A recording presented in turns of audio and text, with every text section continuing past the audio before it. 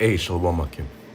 First and foremost, I give all praise and glory unto Yahweh, Ba'ashem Yahawashi, Ba'ashem Rachak Kudash, double honors under the elders, Apostle Grand Millstone, the elders Grand Millstone, and of course, peace and blessings under the hopeful elect. The sincere servants of Yahweh, Ba'ashem Yahawashi, serve him in truth and sincerity. Yes, on the brother Chayabo from GMS Plaintables camp, coming back with another lesson through the Spirit. Yes, this lesson be based off this, pretty much Yahawashi, when he comes back, he's coming back to take down these other nations. And he's coming back to set up his people. Because a lot of pretty much, the biggest misconception that people have is that Yahawashi is coming back to deliver all people, which that's false. Yahawashi is coming back only to deliver his people, to save his people. Starting with the elect of the nation of Israel, the Lord's coming back, to deliver the elect. As the scriptures say, with the angels, let's go ahead and get that real quick.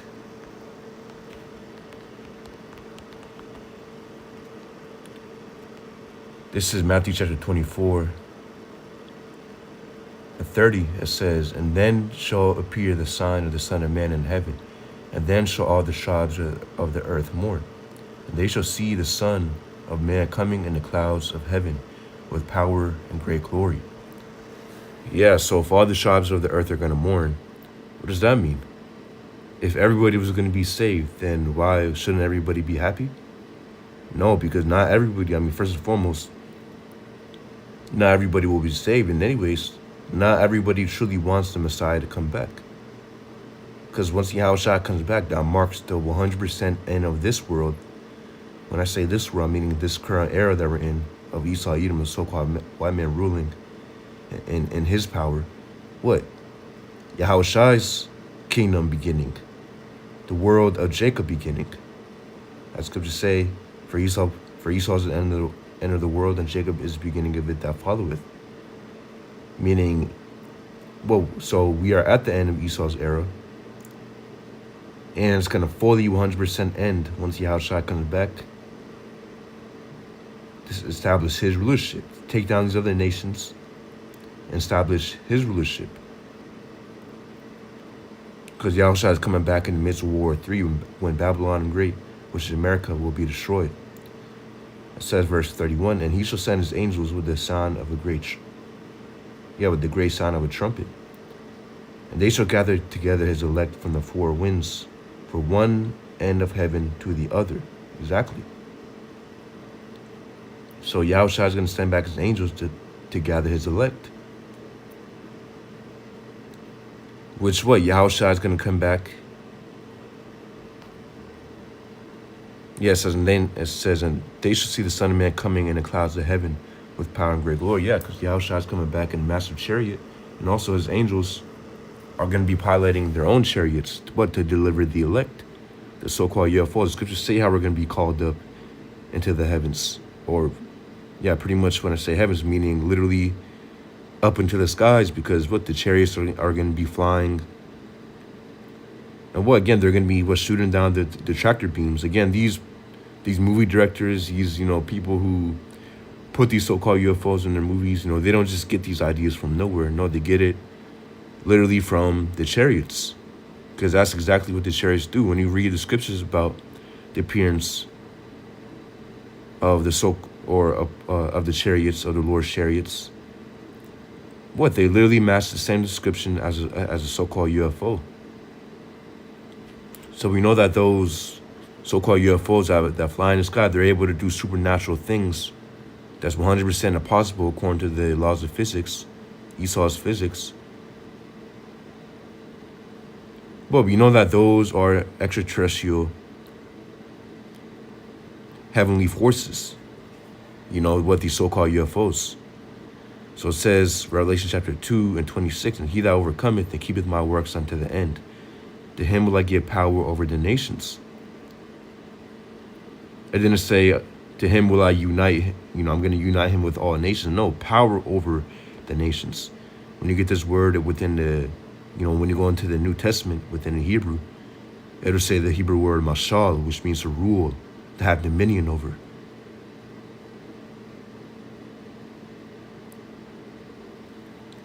But that's exactly what the heavenly body, or the governing body of the nation of Israel, or the kingdom of Israel will have, the 144,000. So it says, verse 27, and he shall rule them with a rod of iron, as the vessels of a potter shall they be broken in shivers, even as I received of my father. See? And he shall rule them with a rod of iron. Let's go ahead and get that word rod, which the Hebrew word is rabdos, which means with a rod of iron, and indicates the severest, most rigorous rule. Yeah, because these nations are going to receive,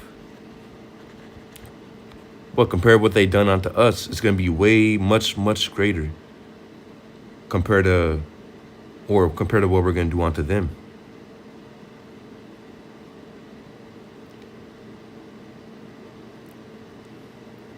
But ultimately, what? Of course, Yahawashi will give us spiritual power, and I say us, because what? That's what we're a part of the hopeful elect. We pray to Yahawashi that we journey to the end, that we receive salvation.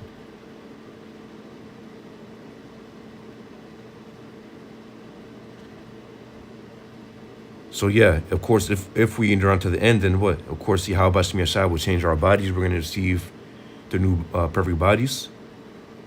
And boy, we're going to be the first ones to rule within the kingdom of heaven. Because, of course, not all Israelites will be saved on this side.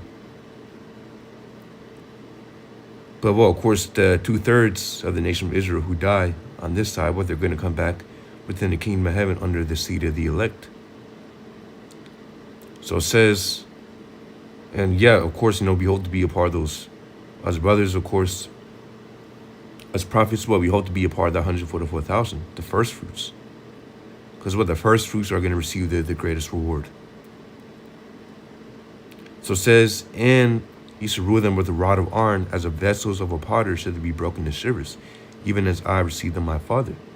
Yeah, because Yahawashi, when you read Psalm chapter 2, Yahawashi was given the inheritance of the heathen. So they're going to be broken to shivers, meaning they're going to be in complete subjection under the Israelites, and we're going to have spiritual power. So imagine that. Imagine what type of rule we're going to have over these other nations.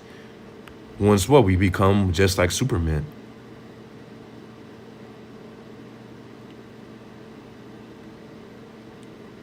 When we become superhuman.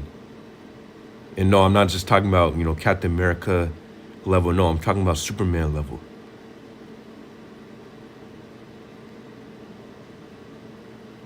But there's not going to be any kryptonite that Esau is going to be able to find. No, we're going to be 100% perfect. Why? Because the laws, statutes, and commandments will be written inside of us. So we're going to achieve perfection. And of course, Yahawashi will change our bodies. And again, write the laws, statutes, and commandments within us so we never go off again. So we're going to achieve perfection. As scriptures say, sin is a transgression of the law, and of course, sin leads on to death.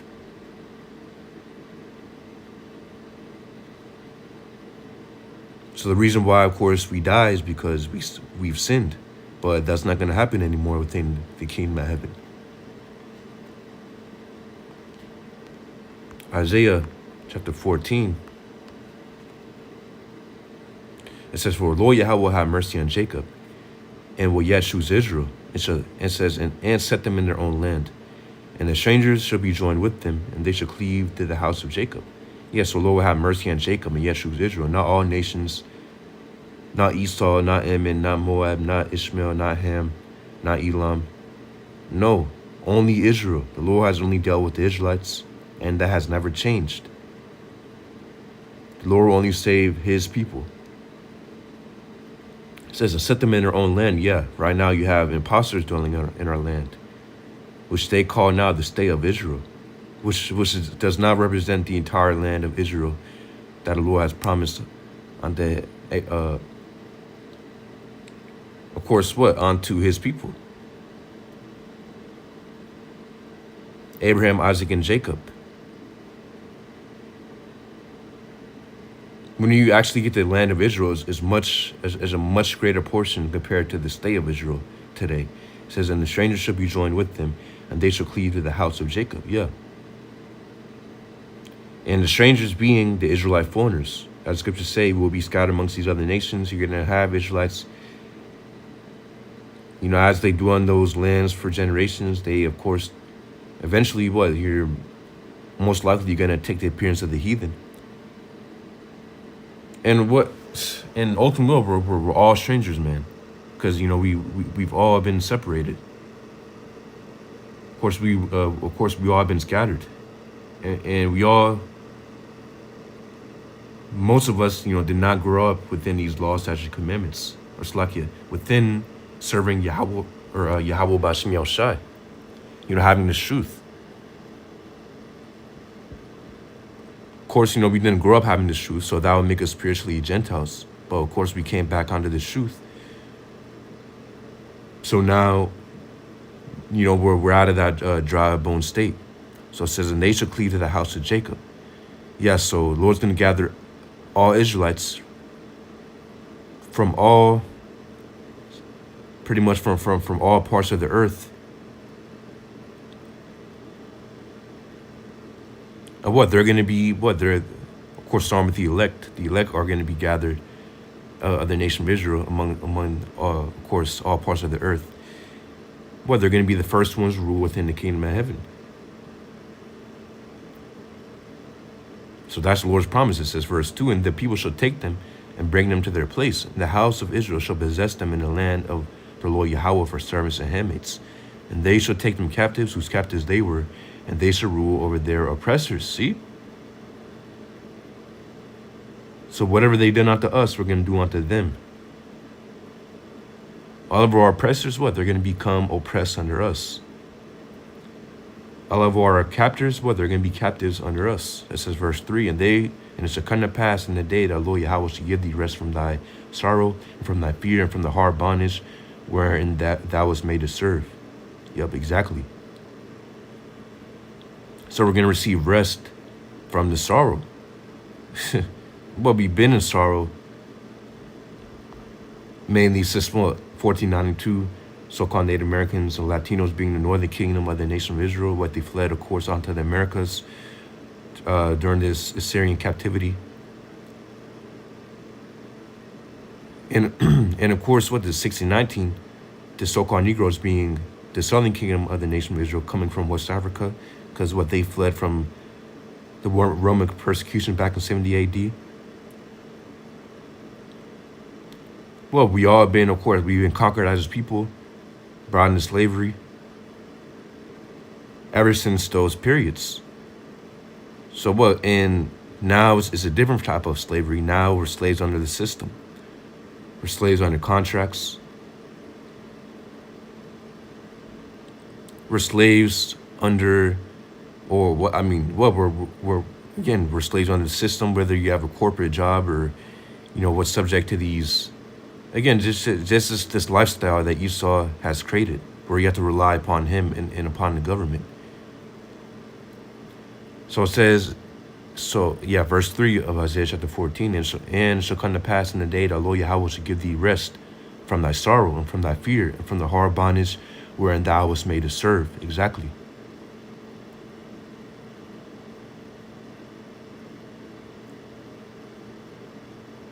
So we're going to receive rest from this bondage, and we're still in bondage unto this day. So we're waiting for Yahweh B'Shem Yahawashi to deliver us. And of course, in the midst of that, we're going to be doing his will, doing this work until the end, until Yahawashi comes back. Because by doing this work, we're showing that we're in expectation and in hope of his return.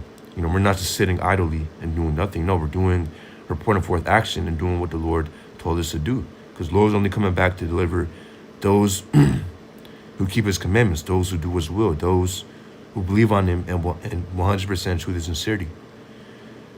So I believe that's the point. Lord's will, you blessed and edified. Yahweh B'Shem Yahawashi, B'Shem Kakodash, Shalom.